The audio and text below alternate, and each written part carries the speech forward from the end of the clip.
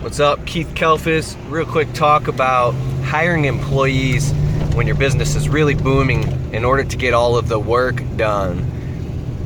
Sometimes in my videos I'll be talking about the stresses and frustrations of getting it all done in a small business, and I'll get comments saying, oh, you need more employees, you need to delegate. These books, these success motivational business books say delegate, and I've read over 350 books on all this stuff, and I became a master of business and finance and all that in my own mind before ever even starting a business. But when you get in the real world and you apply these principles, they're great and they make sense and they do work under specific states of consciousness and in certain calibrations. Let me finish here. I've been through about 25 employees in my business, already 6 guys this year, maybe 10 guys last year, every spring, and I do hire guys off Craigslist. I interviewed 22 guys in order to find Forrest. 22 people. Do you know how long it takes to interview 22 people? And picked one, Forrest, who's a pretty good guy. He's been working for me for almost 3 months now. He has never ever missed one day and never even been late once. He's 10 minutes early for work every day. Sometimes he talks a lot, but at the same time, this guy bangs out work, and he'll work all the way until 10 p.m. He wants to work, he likes landscaping, he loves to learn, and he wants to make money, and he's a good guy. I like him. He's got good energy. So everybody has their own quirks, man, but if someone's got good energy, all day, love them. If someone works their ass off but they've got bad negative energy, I can't have them in my business. Can't have them. Can't have someone with bad energy. But anyways, about employees, just hire more employees. I'm at the point now I will not hire anybody else unless they're 100% fully qualified, experienced landscapers who care, who are passionate about landscaping and know what the hell they're doing. Because I've never done landscaping before, but I'm a fast learner and a hard worker. Bullshit. That may be true.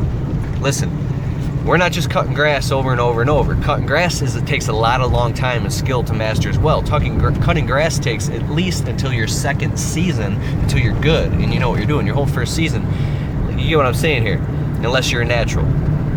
If you're doing the same thing over and over and over, you can teach employees how to do that same thing and they can get good and master it. Well, we're doing arboriculture, we're doing horticulture, we're doing botany, we're doing all these different things in landscaping and rip out and installs and planting and watering and window cleaning. We have a very diverse list of services that I am very good at and a master at myself. So therefore, when I entrust someone else to do all these different things, a guy has to work for me for a good 3 solid months before he knows what we do and how we do it. He knows my expectation of quality and how things are supposed to be and look at the timeliness they need to be done. So I spend a lot of money in training guys and a lot of frustration.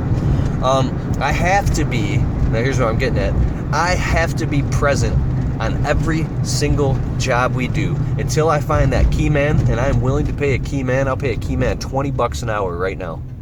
$20 an hour if he can do what I can do.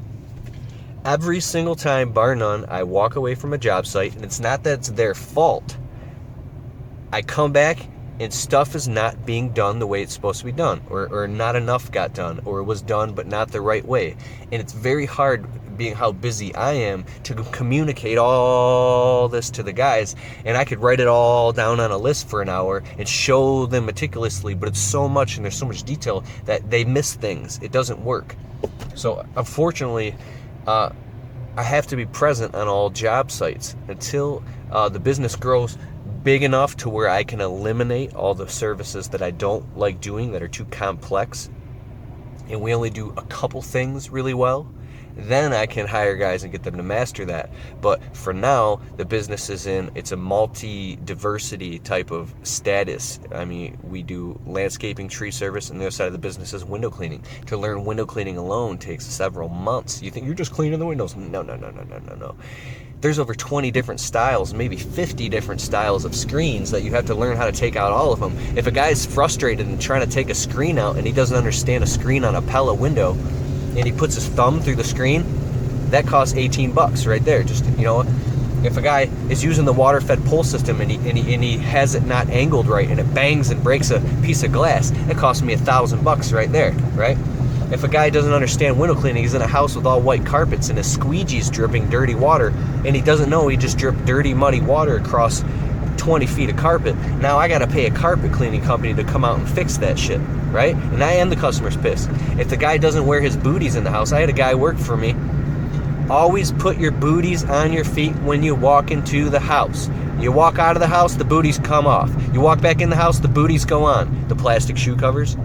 Guy puts his booties on the sidewalk and walks across the sopping wet, dirty, muddy sidewalk into the customer's house, up the customer's white stairs, and I watch him get dirty, muddy water all over the white carpet and all over the wood floors. I look at him, I go, did you just walk across that after I told you to put booties on? I said, did you just walk outside in that wet? And then I saw him do it. And he lied to my fucking face and said, yeah, I did. Your employees will lie to your face. And it's not that they're liars, and it's not that they're bad, and it's not that they don't want to do a good job. It's just that they're under pressure. They're trying to get a job done. They got all their own stuff going on, and they're maybe thinking about other stuff. And it's people don't want to deal with pressure. When you're a business owner, you learn to deal with a lot of pressure, and you're constantly being forced to raise the bar like you're drowning, raise the bar and be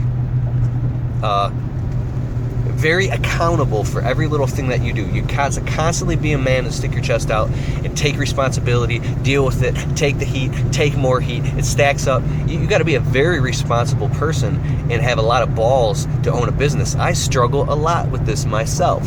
I do struggle with this because it's constant, never ending. You're constantly saying, yes, that was my fault, I'll fix it. Yes, I understand this happened, but I'll fix it. It's not that I'm running around making a bunch of mistakes, but the more business you do is the more mistakes happen. And the quicker you take responsibility, accept that it was your fault, and say it's your fault, and don't blame anybody else, is the quicker that you save face and you get on and you can turn an unhappy customer into a very happy, loyal customer. Because sometimes making a mistake and fixing it will make a customer love you even more, because then they trust you now. You see what I'm saying? But employees, back to employees. An employee will look you dead in the eyes, any employee, and they will tell you they did something that you asked them to do, and they will lie to your face about it because they don't want to just be a simple man and say, hey man, no, I lied to you, or no, it wasn't done 100%, even though you told me to do it 100%. I didn't do it 100%. Well, why didn't you do it 100%? Because I was lazy and I didn't feel like it, and I was tired and I was exhausted, and I figured that you wouldn't notice, and I figured that the customer wouldn't notice. So I decided that I would just lie to your face about it, and then hopefully nobody would notice. See, sticking your head in the sand. That's what you do when you're immature and you're not mature. When I was immature, I did that shit too. Lie, little white lies, hoping you get away with shit. Well, eventually your little white lies turn into big lies, and they eventually catch up with you. And that's when you find yourself trapped in a world of ego, in a world of misery, in a world of self-deceit, and your whole world comes crumbling down. You gotta I've learned that the most successful people have the highest morals. They're very intelligent because they have high morals, and they have the most integrity.